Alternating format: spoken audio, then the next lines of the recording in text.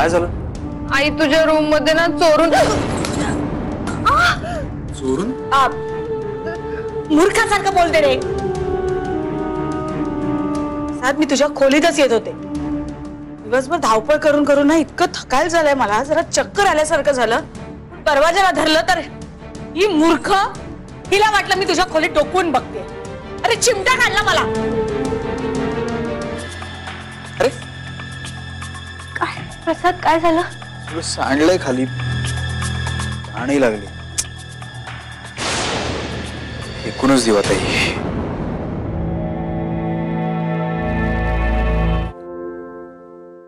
कशाला करायचंय ग बाबांना फोन? मला त्यांना फोन करून सांगायचंय की इथे येऊ नका. तू त्यांना सांग नाही इथे येऊ नका, मी बरी आहे.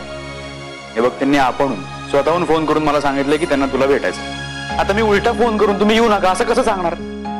अरे त्यांना मला अशा अवस्थेत बघून त्रास होईल प्रसाद. हेच वृंदा, तुझा प्रॉब्लेम काय माहितीये तुला?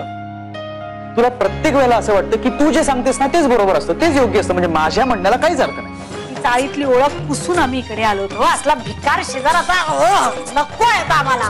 नाही पण तिची तब्येत बरी नाही म्हणून काय झाड भरलीये तिला. उलट इथे या बंगल्यात आल्यापासून वाकवाक लागल्यासारखी चार चार माणसांचं गिळते येता जाता. नाही, तिचे डोळे जरा स्वतःच्या हाताने करून घेतलंय. पण एकदा भेटून डोळे भरून पाहिलं असतं ना की मग. नाही, तिला जर भेटायचं असेल तर तिला तुम्हाला बरोबर घेऊन जावं लागेल. नाही तर आल्या पावली निघून जायचं परत. काय ना प्रसाद, जिथे आग असते ना इथूनच धूर निघतो. त्या दोघांच्या प्रेमाचा वणवा इथे पसरून तुझा संसार भस्मसात होऊ नये म्हणून मी आपलं बोलतोय बाबा. असं काही प्रेम वगैरे नाहीये दोघांमध्ये. नाहीये काय? अजूनही आहे ते. अहो जर प्रेम असतं तर तिने त्याच्याशीच लग्न केलं असतं ना. तसंही त्या दोघांचं ठरलं असेलच कदाचित. म्हणजे कसं आहे, चंदनाचा ऍक्सिडेंट झाल्यामुळे वृंदाला तुझ्याशी नाईलाजास्तव लग्न करायला लागलेलं आहे असं मला वाटतं. प्रसाद, कितीही काही झालं ना तरी माणूस आपलं पहिलं प्रेम कधीच विसरत नाही. माझा अजूनही विश्वास बसत नाही रे की ती असं वागली माझ्याशी. आईला तुमच्याशी अशी वागली काय? सोडणार नाही का तिला मी आता? हे बघ हरीश, ती वाईट वागली ना याचं दुःख नाही वाटत आहे मला. मला काळजी वाटते ती वृंदाची. काका पण सरळ तिला ढकलून जायचं ना वरती. ते काय नाही, मी तिचा बंगल्याचा माज उतरवतो बघा सगळा आता. ए हरीश हरीश हरीश, नको जाऊस बाबा. अरे त्याच्यामुळे आपल्या वृंदाला त्रास होईल जास्त.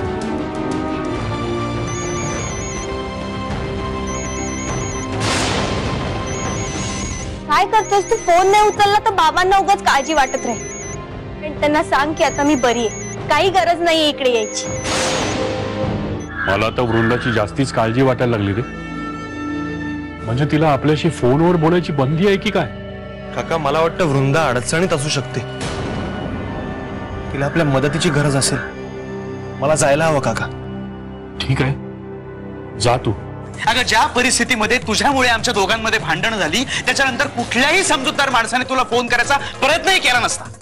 पण हा तुला सारखा सारखा फोन करून पिक्चर इथेच क्लिअर झालाय वृंदा. तुझा आशिक तुझा नाद सोडायला तयारच नाहीये. शी प्रसाद, अरे काय बोलतोय तू? बरोबर बोलतोय मी. प्रसाद प्लीज माझं ऐकून घे. हरीश मध्ये आणि माझ्यामध्ये कधीही काहीही नव्हतं. खोटं आहे. प्रसाद, मी फक्त तुझ्यावर प्रेम केलंय. प्लीज विश्वास ठेव माझ्या. खोटं आहे.